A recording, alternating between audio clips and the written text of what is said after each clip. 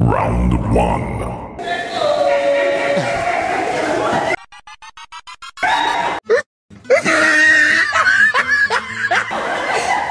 Round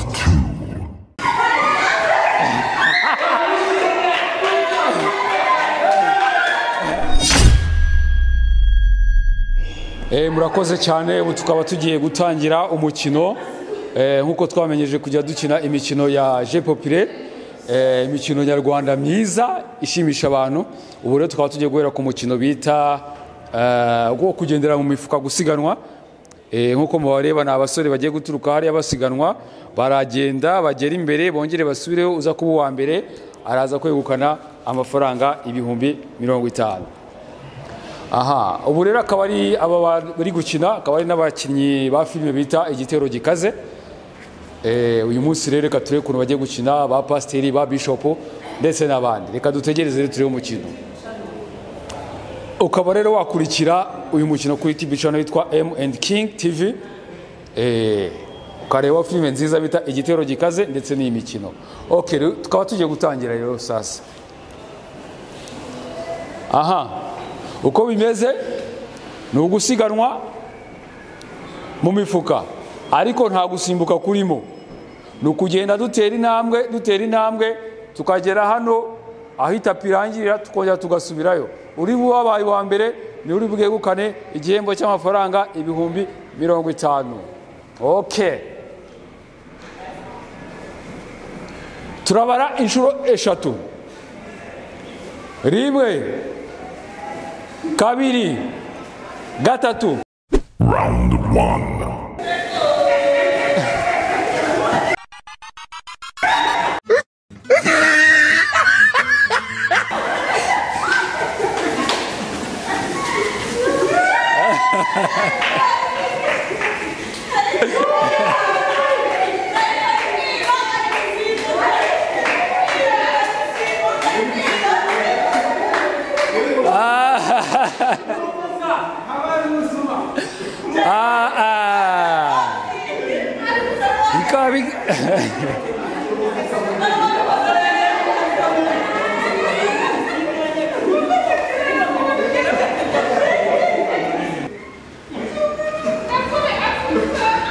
Reka ubu hasigayemo abakinnyi 3, undi yavuyemo bamwita Bishop Bagambiki. Nabagiye ku ruhande hasigare 3 bagiye gukina rero. Biragaragara ko arimo aragenda nk'igikeri. Ubu ngubu noneho bakaba bagiye kugenda ituru 2. Bakaba bagiye kugenda ituru 2, ubwo ni ukuvuga ngo barahagera basubireyo, bagaruke basubireyo. Aha, nkuko bisanzwe rero turabara 3. 1, 2, 3.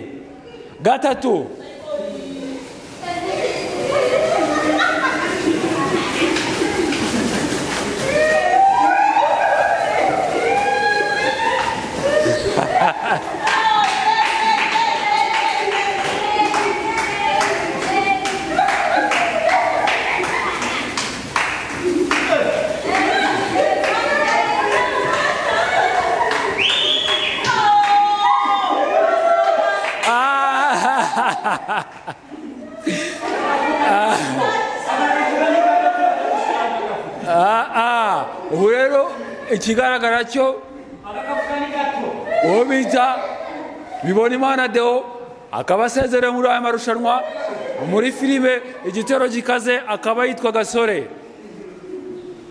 Ubu akaba hasigaye uwo bita Paul ndetse na Pasiteri Audace.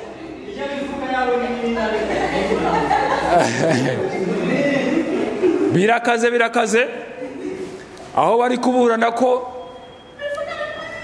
JP afite urufuka runini, ariko hari biterwa n'ingano. Reka turebe noneho bagiye kongera bakore izindi inshuro 2. Amafaranga ni indyankurye. 1, 2, 3.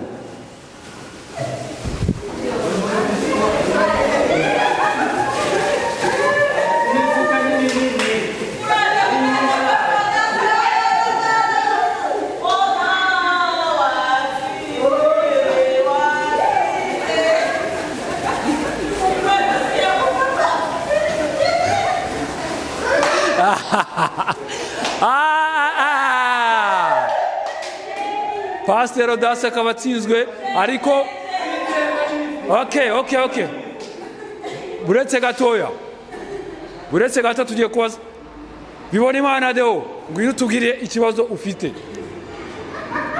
reka duhamagare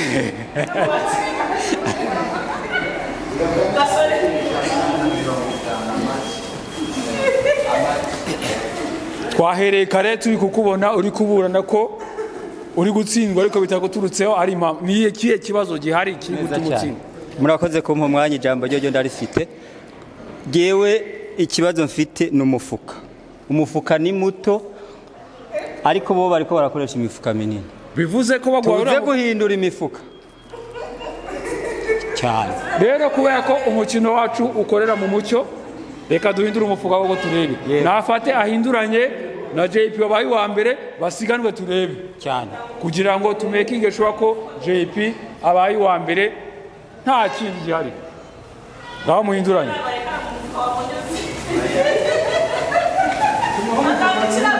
Reka bamuhe umufuka munini turebe asigane. Oya JP naguongo shakaga umuongo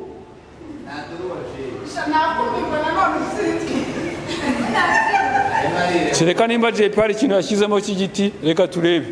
Are you ready? Yes. Rimwe, kabiri, gatatu.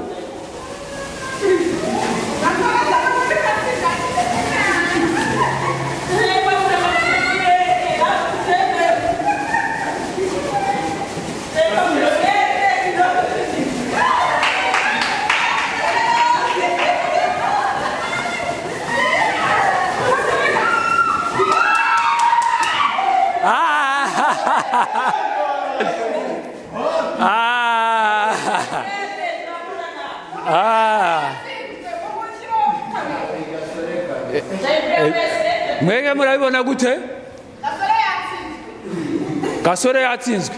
Gasore ngwino ugira icyo uvuga nono.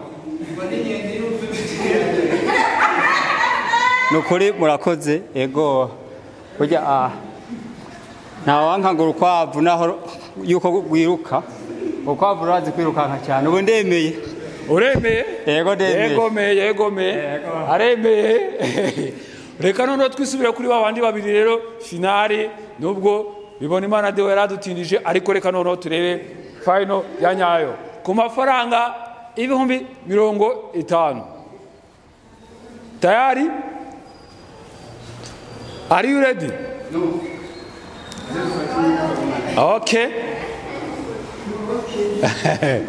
Sporo ni nziza.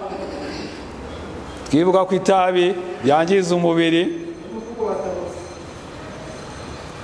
Okay. Tugiye kubara. Rimwe.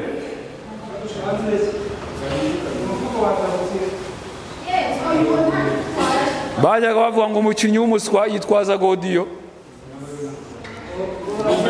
Reka hindure turebe nabyo ko hari icyo biri butange.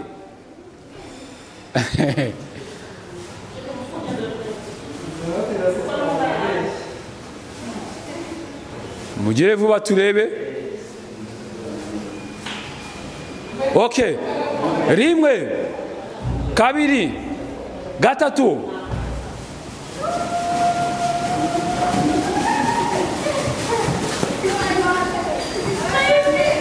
Murongera musubireyo.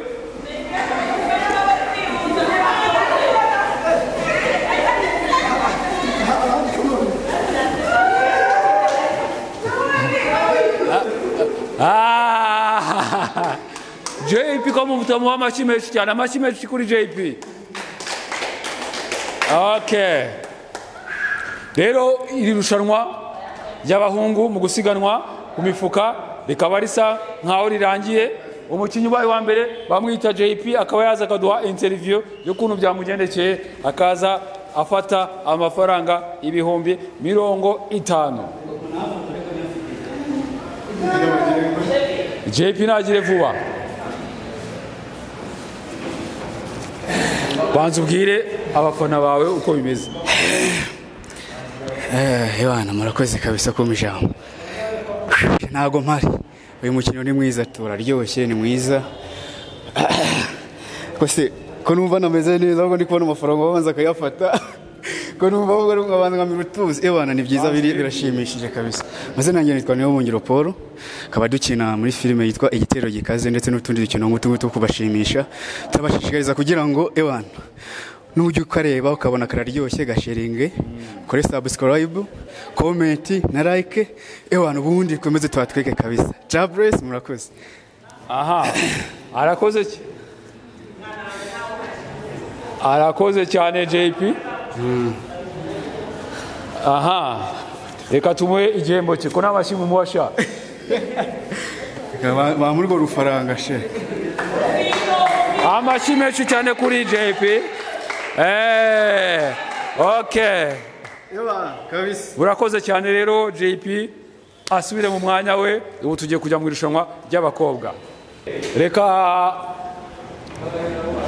umukinnyi wageze kuri final Audace Majambere atubwira aho byafiriye muri filime akaba yitwa Pasteur Audace reka tubwire impamvu yagiye aba uwanyuma rimwe yabaye wa kabiri ariko yakoze inshuro ebyiri ahatana n'uwabaye wa mbere ariko biranga murakoze cyane nk'umukinnyi yashoboye kugera muri finale natwahereye mu majonjora ngira amahirwe yo kugera muri finale ariko nk'aho byapfiriye nabonye ko ekipe yabaye ya mbere yandushije ariko muri match retour ndakeka itazondusha ndagiye kwitoza neza nitoza umukino genda afise icyizere ko muri match retour genzo bo wa mbere murakoze cyane urakoze Round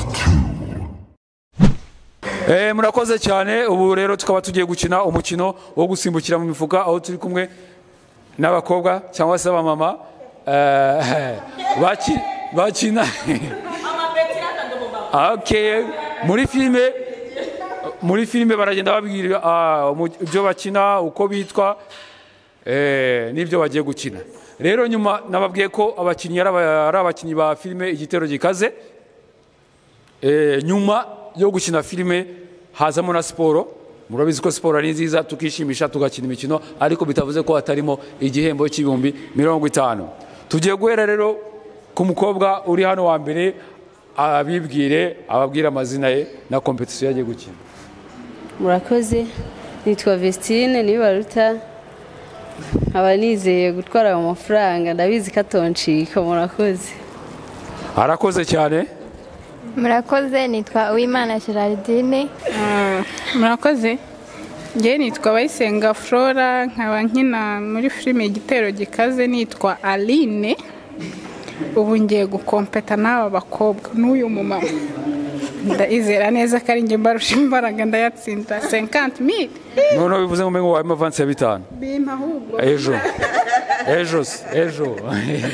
ya murakoze nitwa Umutoni Josiane muri filime Igitero Gikaze ndi mama Betty ndi mu bakinnyi ba Igitero Gikaze ngiye kwiga kugendera mu mufuka ngiye sinkopeta kuko ndabarusha murakoze ubwo bivuze ngo ntabwo arushanwa arayoboye reka dutegereze rero nka mama Betty uyoboye bano bakobwa muri itsinda rya United Passion okay umukino ukaba ugiye gutangira nukuza mukagera hano mukongera mugasubirayo mukagaruka mugasubirayo bivuze ngo uza ari uwa nyuma arahita yibwiriza abe yicaye no gukora inshuro ebyiri tubibutse ko iyi mikino muyikurikirana kuri TV channel yitwa M&KING TV okay nizere ko mwiteguye 1 2 3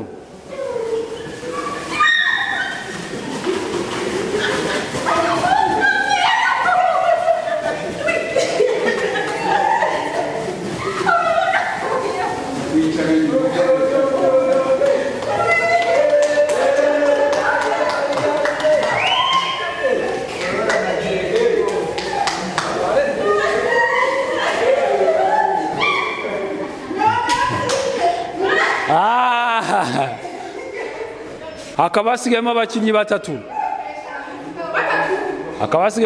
mama Betty we yarangije kuvamo kare 1 2 3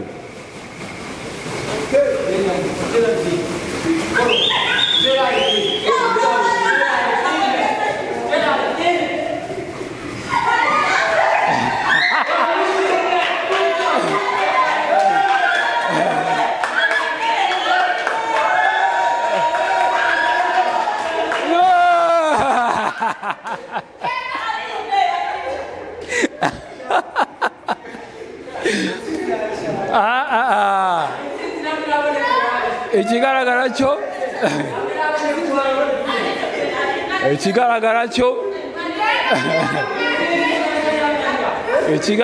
cyo rwose hasigayemo abantu babiri utemera gusubiramo uragaragara ko watsinzwe abantu babiri 1 2 3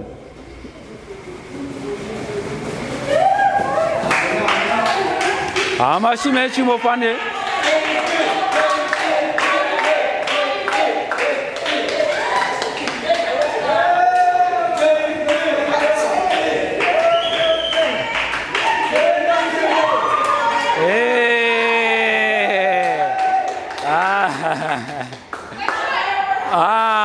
Aline rero akaba atsinze tukaba tugira ngo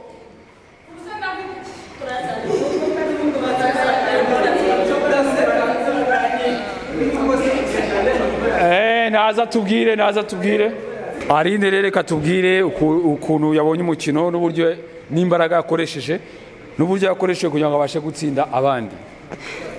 Murakoze cyane sha uyu mukino uragoye cyane nuko umuntu yabinegrije abifata nk'ibintu byoroshye ariko ni danje zigusimbuka nk'urukwavu kweri siko nari mvunitse ariko icyambere wanyimye avance n'ubundi ndabatsinze yampaka kanya hu reka rero tumwishyire amafaranga nk'uko abivuze avance yayishaka ariko reka tuyamuhere rimwe urakoze cyane ubu rero tukaba tujya muri competition ariko nanjye kugumya barya amafaranga naye ndumva ya competition ngomba kuyijyamo murakoze cyane tukaba turi muri Avansha Fitness Club iri hano i Masaka ku muhanda uva Kabuga ujya Masaka.